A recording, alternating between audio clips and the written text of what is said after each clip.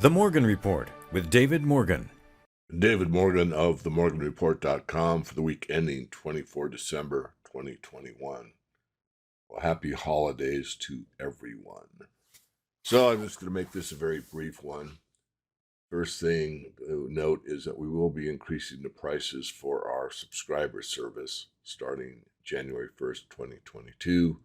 We sent out several emails on that.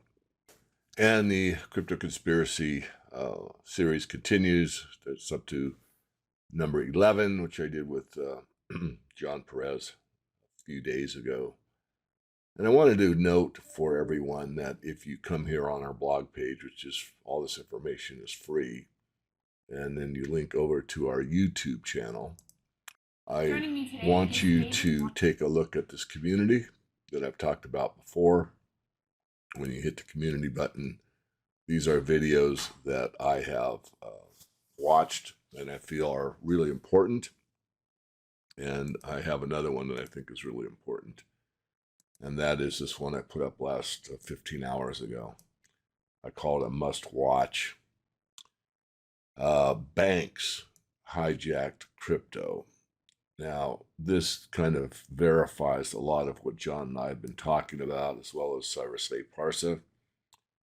And if you go through this video, it's almost an hour long, but I don't agree with everything from this gentleman. He supports everything that he says. And it really plays into what I've been advocating for some time is they're really not decentralized. They're really not anonymous. And they really are controlled by, I hate to say it in a way, but the elite. He makes a very, very strong effort. In fact, I just got off my finance call I do every week with the Load Project, and the main lawyer for that project, very savvy, sent it to him last night. He went through the whole thing, and the comment to me this morning was basically verification of what this gentleman had talked about with the banking system, basically hijacking crypto, but particularly Bitcoin. With that said, let's look at the big performers in Bitcoin last year. This is pretty amazing, really. This is the top 10 for 2021. And this is from Murex. Gala topped the charts with about a 51,000% increase. So every dollar put in was worth 510. Axie Infinity, AXS, was about 19,000%. Sandbox gained 15,000%. Polygon, up commensurate with the rest of these, are all, phenomenal returns from 1 to 10, as you can see. So obviously there's been a huge influx. The beginning of this article talks about where the crypto market started, going back kind of toward the beginning. It was a 30 billion market cap, and now it's a $3 trillion market cap during 2021. So obviously a lot of money is poured into the cryptos. These are the top 10 in the year 2021. As I said, I'm going to make this a pretty short video. This is from my friend Patrick Wood, Technocracy News, an article he wrote, several he wrote, but I'm focusing on this one.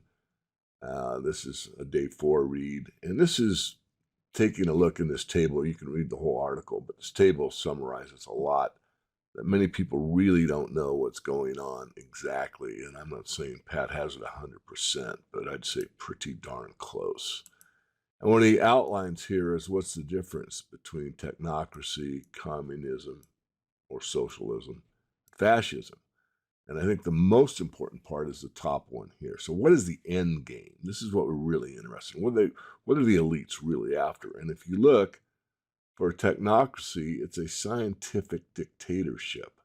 Scientific dictatorship. How many times have we heard trust the science? Trust the science. In communism, the end game is a classless society. Everybody's the same. Of course, we know that's not true from the communism that has been on the planet many times. There's the ruling class, and then there's everyone else that's basically classless. And then fascism, what is the end game? And it's called national strength. I won't argue with that. It's probably as good as any definition I could come up with. So we can go down the whole list. I'm just going to pick out a few, but so technocracy is agnostic. Communism, socialism. Stalin condemned anti-Semitism, and fascism tends toward anti-Semitism and racism. What kind of economic system? This is the end game up here. Replaces capitalism with a resource-based economic system. Communism or socialism managed capitalism, and fascism generally purports capitalism for its own purposes. Corporatism, basically, the corporations run pretty much the whole thing, which is very similar to what's going on now. And, we're kind of in this realm here. We're moving toward technocracy, especially with the AI systems. So further down the list, technocracy despises capitalism. Marx believed capitalism was a necessary step to communism, and the fascists viewed this as a third way between capitalism and communism.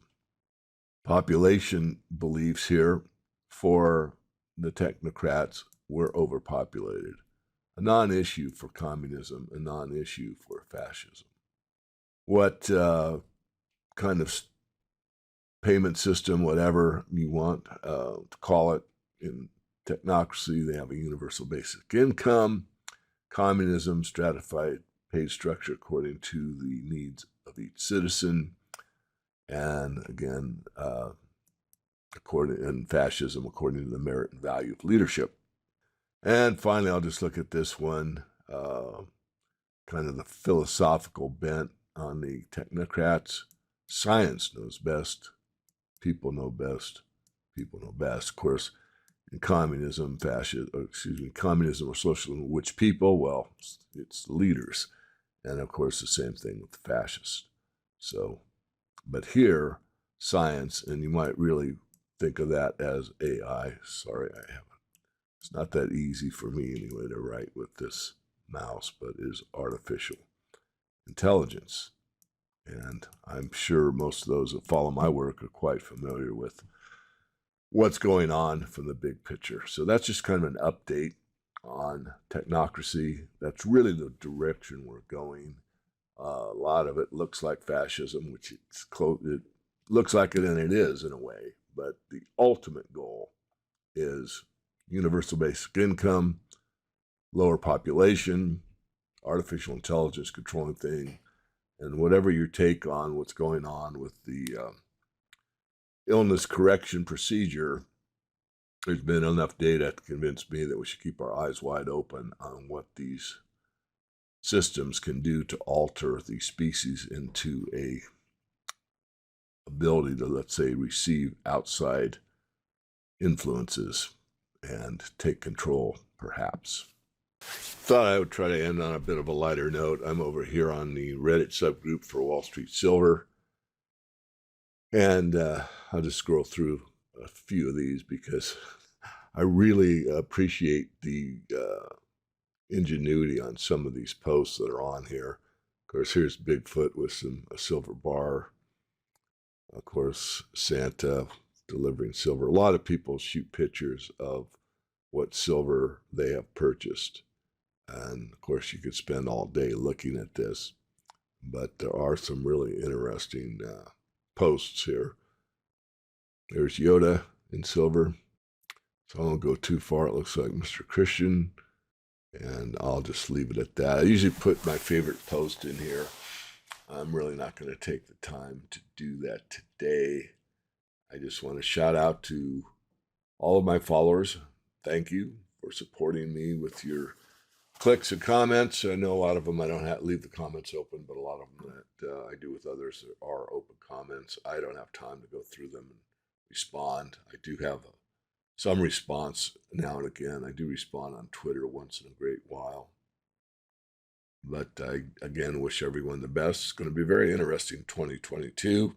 And we're going to see, I believe, all these markets readjust to the new, or this new reality, let's call it, where we have a breakdown in not only the supply chain, but the amount of production in all things, not only food, but in the mineral base and the oil base, coal, everything else. So we're interesting times, as I like to say. I'll leave it there. Again, happy holidays, Merry Christmas, Kwanzaa, whatever your flavor. Again, I wish you the best, and let's look forward to a very interesting 2022. This is David Morgan of themorganreport.com.